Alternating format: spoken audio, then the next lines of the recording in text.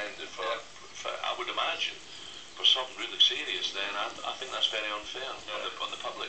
Yeah, I really do. Now, I don't know the ins and outs. I'm told that there's a 4/5 deal on the cards. It's amazing how I believe the union won only a 3-year deal. Okay, we all negotiate contracts, don't we? Which takes them up just before the Olympics, I'm told. Wow. Now, someone might tell me I'm wrong, I've got my dates wrong, but that's what I've been told, because there's not a lot about the exact ins and outs of the deal. If it's just before the Olympics, then you can see the old gun come at the head again, can't you? Before the Olympic Games. So what's happening now, they sort of targeting, okay, let's get the date right here so we can plan a potential strike before the Olympics. And as you said, you know, you sort of get the rise again with that in mind. See, they might just pencil it in now the days. Yeah. Because they've got, they strike during the Olympics.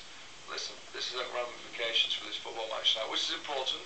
But when you're talking on a world stage, when the Olympics happen and they decide to strike because that's the maximum publicity they're going to get ever, I mean, that's going to be catastrophic for this city and this nation.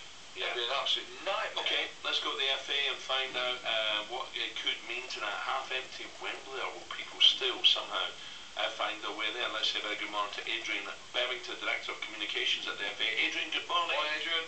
Morning, Al. Morning, Ronnie. How are you doing? Good, Adrian. Thanks for coming on so early, mate. I know you're going to be, your phone ain't going to stop today. Yeah, no problem. Adrian, now, what does this mean to the FA then? Are we talking about a half-empty Wembley, Adrian? And people are saying, why haven't you moved it? Well, that's impossible. But first of all, how many people do you think will get there tonight? That really is stick your finger in the wind, quite frankly. And anyone who's putting a figure on what they think it will be is simply guessing. Yeah. What we do know is that England fans historically are extremely resilient, and wherever we're playing in the world, they seem to go to great lengths to get to a game. So that would suggest that a lot of people who bought the tickets, which I think is 63,000 people, that's without our Club Wembley holders, will make a great effort to get to the game. What we did yesterday was make sure that at least they have the choice, and if they don't feel they're up for what is going to be a challenging night, undoubtedly, and something that none of us are very happy about, we'll offer them a full refund. Yeah. What I'm frustrated with, Al and Ronnie, it's not aimed at you two guys whatsoever. You know that the FA, we get brickbats for a lot of things in a lot of different directions. But people like myself come on TalkSport very regularly and explain things to people. And there's presenters on your channel last night absolutely hammering the FA, really? And myself personally, for this decision. I'm baffled as to what the FA has done wrong here. This is industrial action that's affecting millions of people in different ways. Yeah. We are the victims. In what way, Adrian? Why were they blindly saying that the game should be moved like that? Well, this is what I'm trying to get my head around. I mean, I was getting a lot of messages last night while I was coming out with a meeting saying that we were being massively criticised by a few of your experts. The bottom line is we've been aware of this potential tube strike for just over a week. Yeah. During that time, we've been involved in meetings and discussions with lots of people. We all know, though, that industrial action in most cases doesn't actually take place.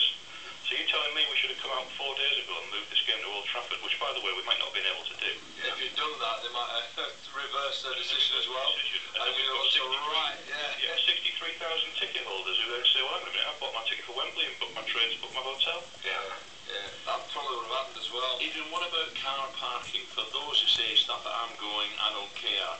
Now, there's limited car parking at Wembley, isn't there? No doubt the traffic wardens will be having a field day later on tonight as well. This is it. I mean, I'm not going to come on and try and put a gloss around this, chaps, because Wembley doesn't have huge amounts of car parking space, and that's why we've got to be clear about this.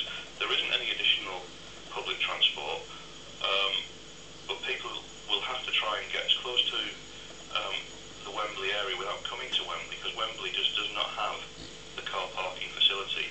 So, I think that the Transport for London people would be advising people to get into the London area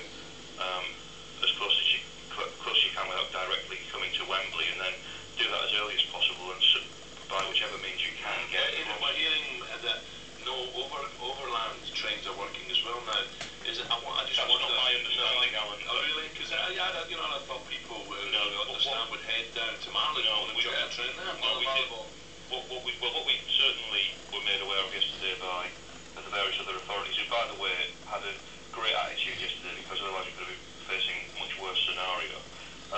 I'm led to believe that the overground trains that are scheduled, and obviously there's quite a lot of those, will stop at Wembley's overground station. Right, well, we'll try and put that, confirm that later on with Transport for London. Adrian, Setanta, I know this is difficult because there's still ongoing negotiations. Is this a major headache for the FA if things go wrong? And I say if. Yeah, I mean, obviously, there's a lot of discussion going on about Setanta, a lot of public discussion in the media as well. As you're aware, and you've rightly said, Alan, I can't discuss the fine details of a contract. What I would say is, though, that we do have two particularly very strong products in the England team and the FA Cup. I don't like calling them products, but in business, that's what they are, I suppose. And hopefully, Setanta will be fine. But if there weren't to be, I think the England team, particularly at this moment in time, is a very attractive proposition. Andrew, just finally, I want to ask you, what advice are we going to give to the fans who are going to try and get to the ground tonight? Get to London as early as possible. Obviously, a lot of people will be coming from within London anyway, so get to northwest London as early as possible. The turnstiles are opening earlier. I think it's 5. Yeah, 5:45. I read that. Yeah. Good.